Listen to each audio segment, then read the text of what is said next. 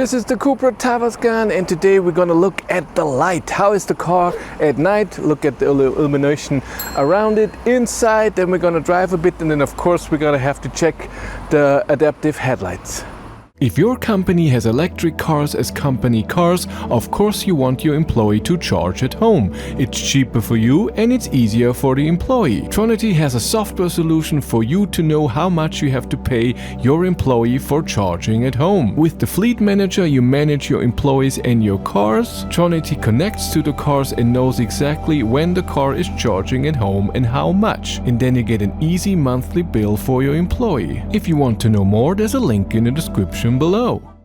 Let's look outside. We have the logo in front illuminated, and it looks like this here is illuminated too, where it says Cupra underneath. We have a projection of the Cupra logo down there.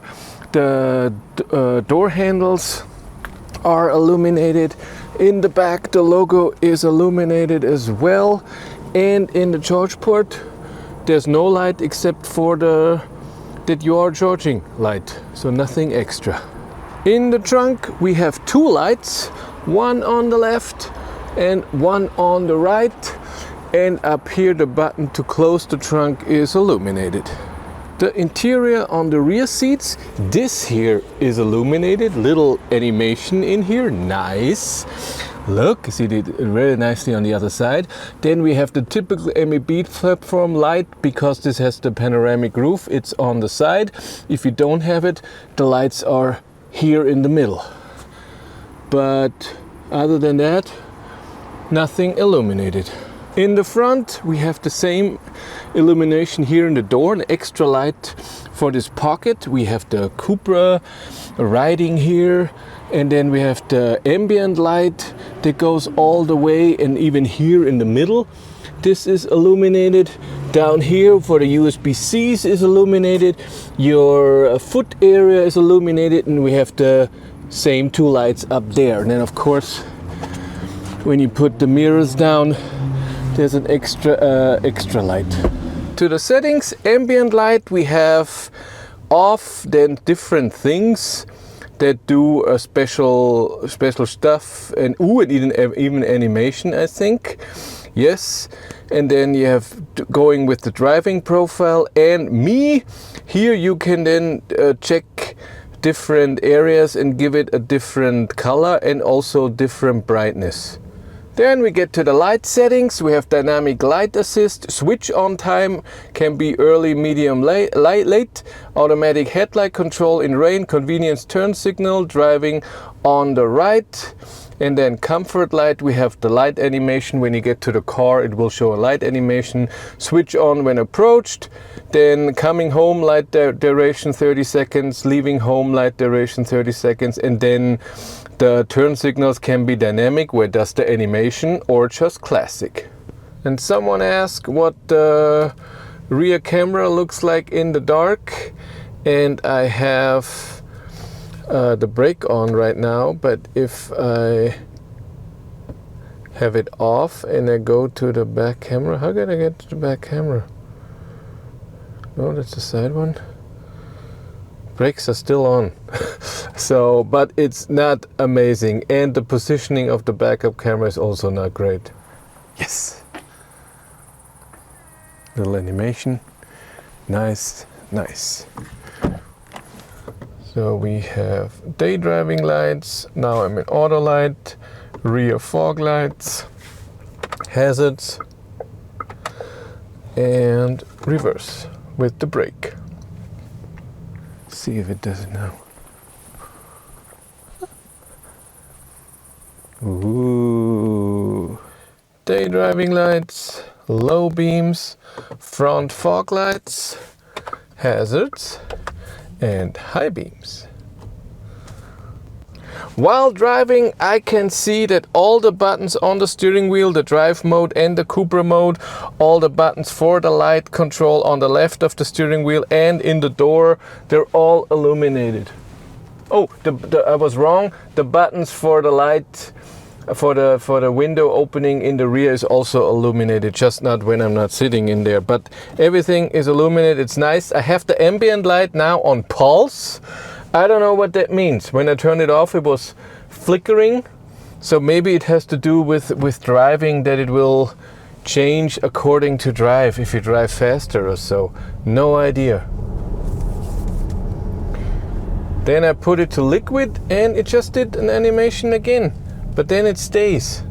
I don't get it. I don't get it at all. Of course, I forgot the smart light. So same as Volkswagen, you have a light here in front. It's just blinking a bit. And then if I turn the car on and put the gear in, it shows the whole light. It will show navigation when you're charging in green. So it has many colors and brightnesses and the warning signals and stuff like this. And when you turn on the car, the light does a little animation, so it goes down and then up. This is also very normal in all MEB platform cars that have the matrix LED headlights. Like now, navigation is on. The low beams have a good distance, I think a bit better than my ID.7. It's a really nice distance, I like that. And now we turn on the high beams and you can see the animation because it turns all the segments on. And now when a car is coming towards me or is driving in front of me, only the segments that are connected to the car will be turned off, like now. And then when this car is gone, it turns them back on. Off. Now on. And how you do it is when your light is in auto and you put the light switch away from you, it's automatically in the auto high beams. If it's then on and you push it towards you, it turns it off. If you push it forward and then you push again forward, the normal high beams are on. But when you turn them off with pushing towards you, everything is off, and when you push it forward, it's again in auto. And it has the same thing as many cars when you have the light in auto. When it's not on, but it is in auto, and you push the handle towards you, it's flashing. When you put it away from you, the normal high beams are on, and then you have to turn them off. So you cannot turn off the whole auto high beams when the high beams in this auto mode are off. So like now, I can turn them off. So the road here is not amazing for that because it's tight corners, because they have a big construction zone on the normal road and they have to drive this detour. And we have to get right soon. There's gonna be smart light on. God, that's bright. Bing, bing. And we have the high beams and it turned back on. It worked. And this function is just amazing, since on the side where there is no car, it leaves the high beams just on, and you can see. It's not like, oh, there was a car, now I can't see anything. The negative point is, of course, when you are driving in strong traffic, you should turn that off, because it's annoying for other people if it's almost all off, just tiny little segments on the outside and always on, off, on, off. That's really annoying. You shouldn't turn this on when there's a lot of traffic. So when someone in front of you for a long time, doesn't make any sense. If they have the high beams on and stuff like this. You can barely see me. The light is really nice. The interior light is nice. It's a different touch. Has something. The smart light is amazing. Light overall was great, and the matrix lights are just amazing. I love them.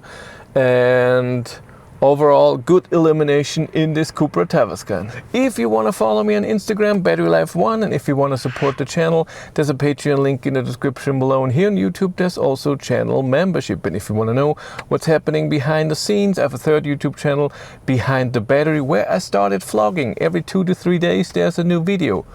But that's it for me. Thank you much for watching. Have a great day and take care. Bye.